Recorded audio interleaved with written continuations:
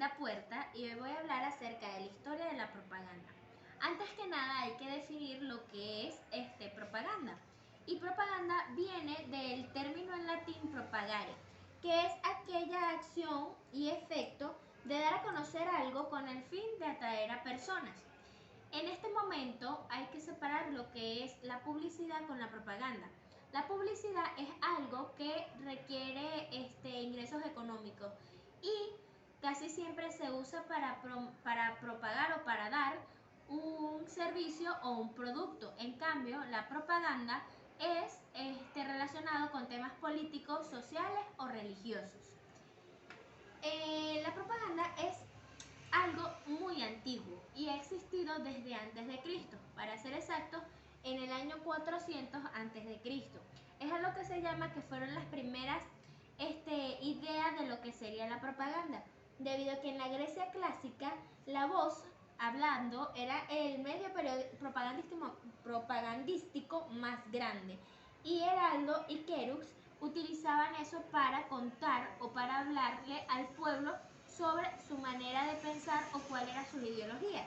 Ya para el año 1476 el Imperio Romano empezó a crear a través igual del habla rumores e ideas acerca de cómo eran sus hazañas y cuán grande era el Imperio Romano.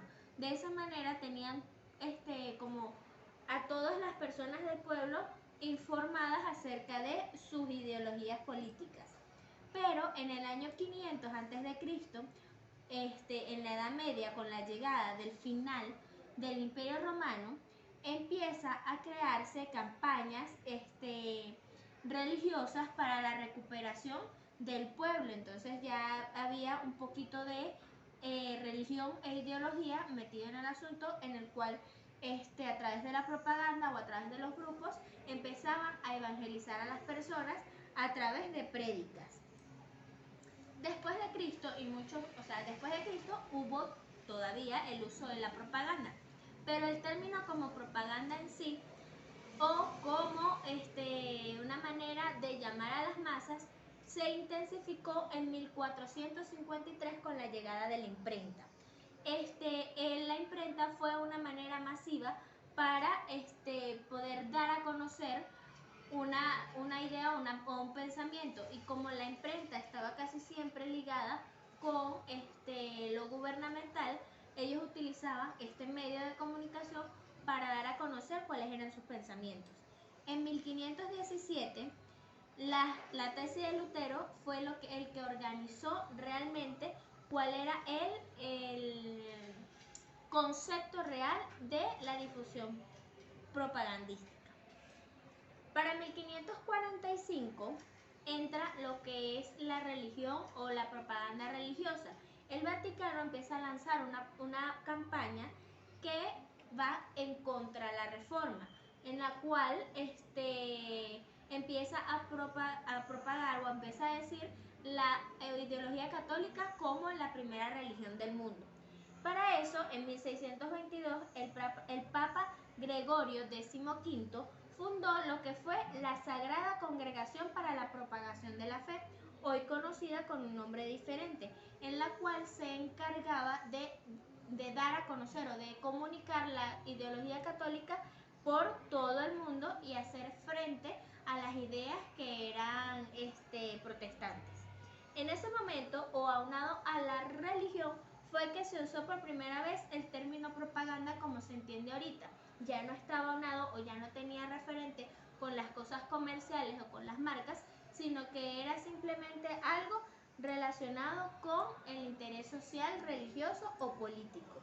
E inclusive, cuando uno habla de propaganda, lo refiere directamente a la propaganda política o a la propaganda de guerra. En 1918, los regímenes fascistas crearon una campaña para poder controlar los medios de comunicación, y específicamente lo que era radio y prensa, porque además de tener la prensa, ellos controlaban también la radio, y la radio para ese momento era el medio de comunicación que llegaba a todos los lugares de los sitios. Entonces, una vez establecidos en el poder, empezaron a abolir la ley ellos adueñarse de todos los medios de comunicación. Ya para el año 1919, el 22 de agosto para ser exacto, empieza el movimiento de la propaganda nazista. El partido nazi fueron como los pioneros, por decirlo de una manera, del control de la opinión pública, de la manera en que ellos se metían en la sociedad para dar a conocer sus ideologías. De hecho, gracias a la propaganda que hicieron durante esas fechas, es que el partido nazi se centra o gana en Alemania. Durante la Guerra Civil Española, eso fue en 1936, la propaganda política empieza a tener diferentes ángulos porque empieza a circular paralelamente dos bandos. Entonces, tanto para la oposición como para el régimen que estaba, el franquista, tenían una idea de qué era lo que estaba bien o lo que estaba mal. Tenían un poco más de libertad en cuestión de información. Sin embargo, la propaganda política se centraba en reducir la información del pueblo para dar a conocer solamente la información que ellos poseían. Una de las cosas que marcó la diferencia en 1936 en España es que empezaron a usar otro medio de comunicación masivo que fue el cine. Y a través de las películas mudas y a través de todo lo que era el movimiento del cine, daban a conocer cuál era su ideología. Y eso para las otras, para los otros regímenes políticos, como en Alemania, fue utilizado grandemente, tanto para Estados Unidos como para Alemania. Ambos dos hicieron unas campañas políticas, unas propagandas políticas, donde también se hacían films, se hacían películas y se hacían otros tipos de audiovisuales para que las personas pudieran aceptar su manera de pensar. Leí esta frase, me gustó muchísimo, que decía que para que los hombres sean capaces de afrontar el horror de la guerra, debemos manipular sus emociones y sus sentimientos. Esa era la base de la propaganda política en el momento y sigue siéndolo ahora. Es la manera de manejar a un pueblo ignorante para que pueda seguir con con el delineamiento que necesita o que quiere el gobierno que estaba puesto en ese momento. Para el año 1946, con la Guerra Fría, continuaron haciendo uso, tanto Estados Unidos como Rusia, de la propaganda como política nacional. En ese momento, los comunistas destacaron muchísimo, debido a que ellos tenían más control o tenían más historia en cómo iban a rehacer o cómo iban a hacer sus campañas, porque ya tenían conocimiento previo de qué eran los medios o cuál era el canal que debían utilizar. Para el año 1957, con su gusto, cambia un poquito lo que es la metáfora, lo que es la propaganda en general. Se empiezan a crear metáforas acerca de cómo deberían ser las cosas y cómo queremos que sea. Y eso lo hizo el emperador chino Mao Zedong, que lo hizo bajo el lema El Gran Salto. Él realizó a través de metáforas y a través de ideologías una campaña publicitaria que revolucionó el mundo. Luego, avanzado más en el tiempo, se creó lo que es la propaganda o lo que se estableció de la propaganda en América Latina. Para ese entonces, el país que estaba en la palestra era Cuba. Y entonces en Estados Unidos se inauguró lo que fue la Radio Martí, cuyo objetivo era contar la verdad sobre el pueblo cubano. Y en la actualidad ya se mantiene lo que es un diario que habla sobre La Voz de América, y una televisión que es la Televisión Martí, que todavía sigue hablando acerca de los hechos importantes en Latinoamérica. En los años 2000 podemos dar ya por sentado lo que es la idea de lo que es la propaganda, de cómo se debería movilizar o cuál es el uso real o el uso que se le da a la propaganda. Y se notó mucho cuando se estableció, después del atentado del 11 de septiembre en el 2001 en Estados Unidos, la guerra contra el terrorismo, utilizando los medios masivos de comunicación como forma de poder comunicar comunicar su idea o su ideología. Una de las cosas resaltantes que hace la propaganda por las naciones o por el pueblo es que a través de esta campaña, que era la guerra contra el terrorismo, Estados Unidos pudo financiar todo el movimiento que se hizo a Irak en el año 2003.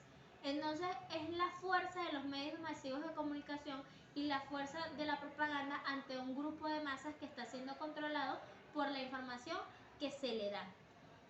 Leí una frase u otra frase que también me llamó la atención, que es que dice que los gobiernos cuentan con la capacidad de difundir su retórica por medios masivos globales de forma extensa. Y por otro lado, los atacados mediáticamente se valen de los medios alternativos y de internet para lograr influir de la opinión pública. Con eso quiero decir que ahorita hay otras maneras de comunicar cuáles son las preferencias, las ideologías y más en esta área propagandística, que es la religión, lo social y lo político. Ahorita gracias a las redes sociales hay otras maneras de controlar, que no solamente los medios de comunicación tradicionales como radio, televisión o prensa, sino que hay otras maneras de controlar la opinión pública, que es a través de redes sociales, a través de grupos, a través de la propia voz entre comunidades. Entonces, por eso me llamó la atención que mientras los gobiernos tienen los medios tradicionales como método de transmisión masiva, las personas que se sienten en la contraparte pueden comunicarse a través de medios alternativos, cosa que no se podía hacer en el pasado.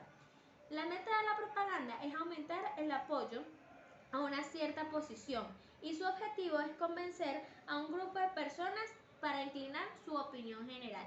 Y con eso quería finalizar lo que es este mapa conceptual.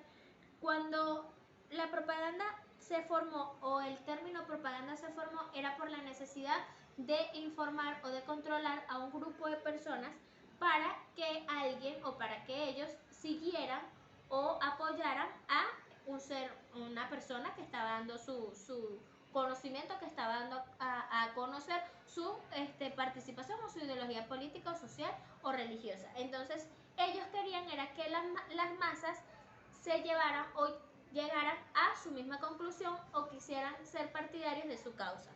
Entonces eso es lo que era la propaganda, cuál era su objetivo, cuál es su meta y qué es lo que nos está enseñando.